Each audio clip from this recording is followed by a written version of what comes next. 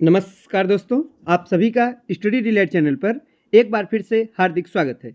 आज हम लोग बीपीएससी टीआरई 3.0 के लिए जीएस के प्रैक्टिस सेट को देखेंगे और आज है प्रैक्टिस सेट नंबर 24।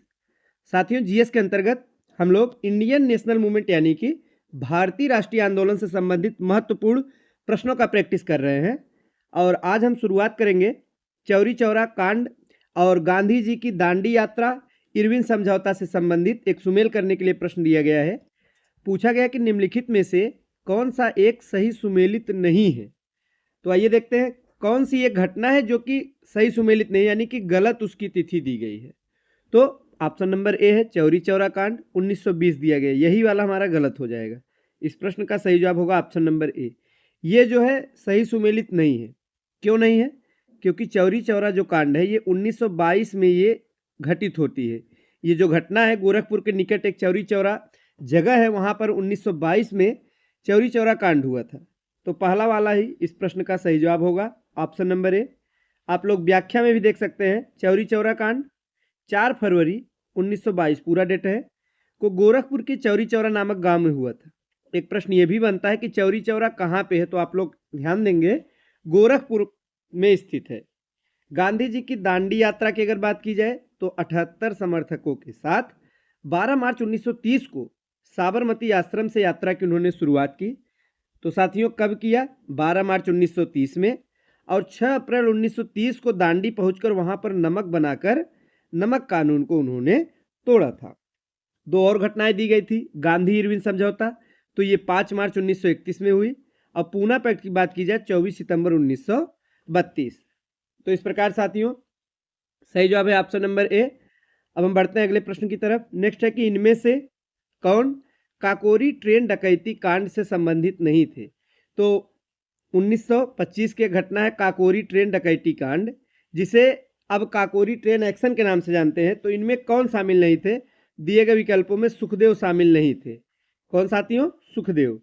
तो सुखदेव का जो संबंध है काकोरी ट्रेन डकैती से न होकर लाहौर षड्यंत्र से है। और भगत सिंह सुखदेव राजगुरु को फांसी भी दी गई थी 23 मार्च 1931, आप सभी जानते होंगे।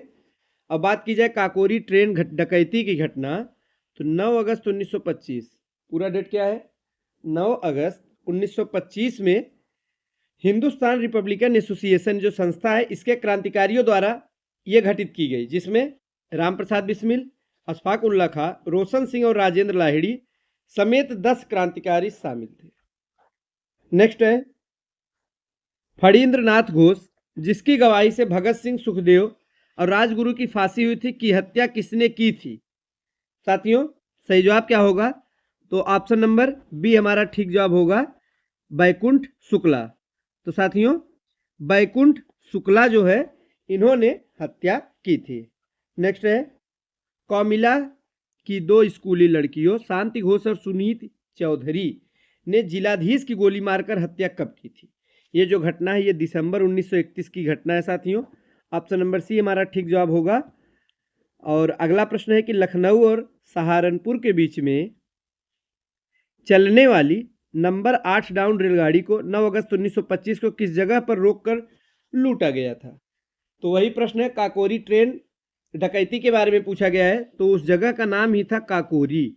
सही जवाब होगा ऑप्शन नंबर बी, काकोरी जगह था जहां पर ट्रेन को लूटा गया था। नेक्स्ट है कि इनमें से किसको मुजफ्फरपुर बमकांड के आरोप के कारण फांसी दी गई थी? तो साथियों अगर इस घटना की बात की जाए मुजफ्फरपुर बमकांड की, तो प्रफुल्ल चाकी ने घटना को अंजाम दिया था और बाद में आत्महत्या भी कर ली थी।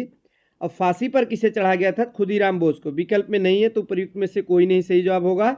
ऑप्शन नंबर ई हमारा ठीक जवाब हो जाएगा। हमारा जो अगला प्रश्न है वो है कि अभिनव भारत क्रांतिकारियों के गुप्त संगठन था, इसका निर्माण 1904 में किसने किया था? तो वीर सावरकर।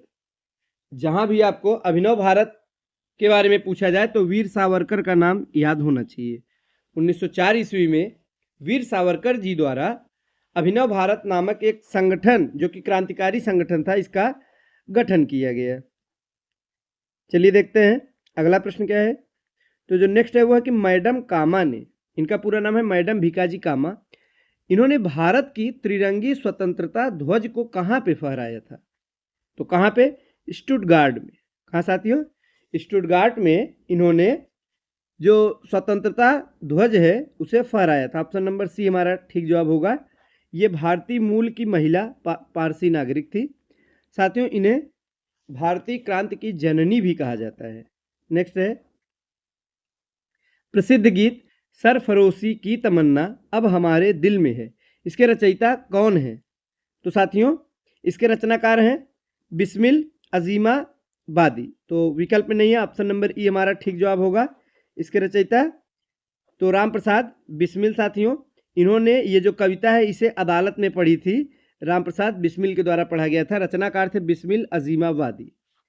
आगे कि जर्मनी के समर्थन से काबुल में राजा महेंद्र प्रताप सिंह के नेतृत्व में अंतरिम सरकार का गठन हुआ था।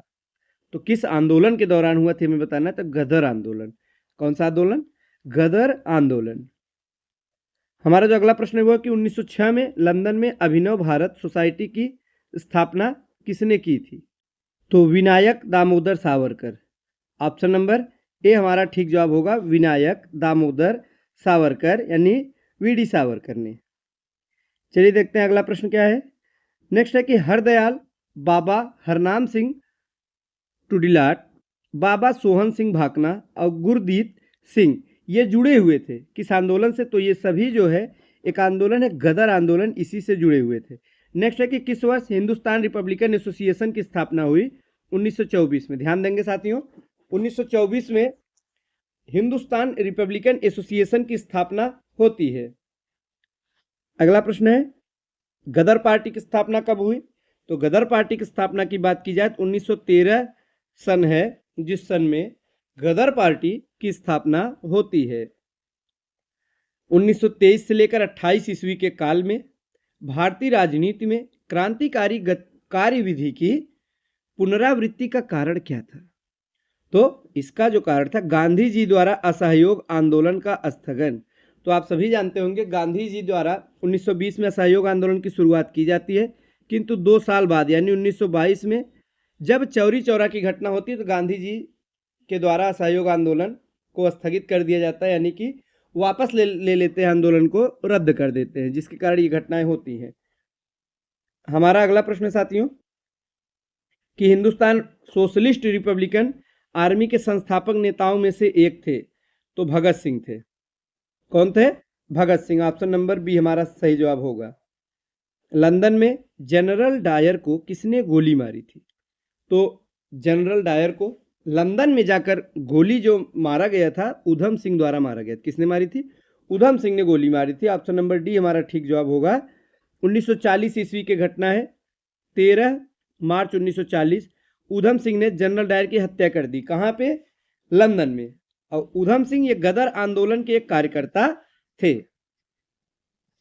आगे की इंकलाब जिंदाबाद का नारा किसने दिया था? तो भगत सिंह ने दिया था। बहुत ही फेमस नारा है साथियों, आप सभी जानते होंगे, भगत सिंह द्वारा दिया गया इंकलाब जिंदाबाद। अनुशीलन समिति थी, तो साथियों ये क्या थी, किस प्रकार का संगठन था, क्या था, हमें बताना है। तो एक क्रांतिकारी संगठन थी। अनुशीलन समिति क्या थी साथियों? एक क्रांतिकारी संगठन थी। ऑप्शन नंबर डी हमारा सही जवाब होगा। नेक्स्ट है कि मुजफ्फरपुर में किंग्स फोर्ट की हत्या का प्रयास कब किया गया? तो 1908 में। कब किया गया?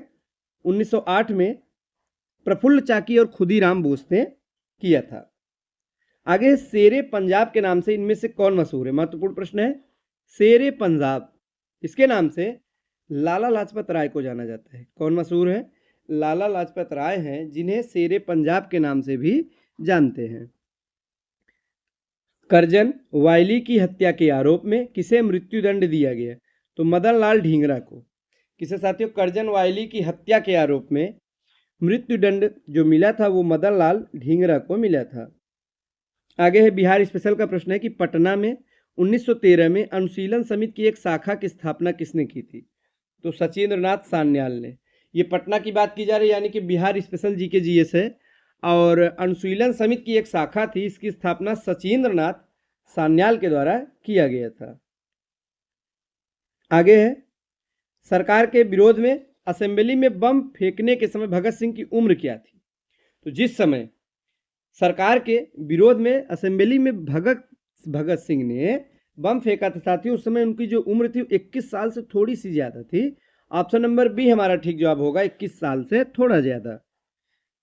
बंगाल में अनुशीलन समिति के संस्थापक कौन थे? तो प्रमथ मित्रा। कौन साथियों?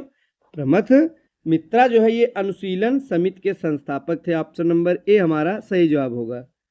आगे है कि 1904 में स्थापित अभिनव भारत था तो क्रांतिकारी गतिविधियों से संबद्ध एक गुप्त संगठन था। वीडी सावरकर द्वारा संगठित किया गया था, गुप्त संगठन था, 1904 में स्थापित की गई थी। ऑप्शन नंबर ए हमारा सही जवाब होगा। तो साथियों आज के लिए बस इतना ही। आगे के जो प्रश्न बचे उन्हें हम लोग नेक्स्ट प्रैक्टिस सेट में देखेंगे और प्रैक्टिस सेट के माध्यम से ही पूरा जीएस कंप्लीट करेंगे। और वीडियो अच्छा लगा तो लाइक करिएगा। मिलते हैं अगले वीडियो में। धन्यवाद।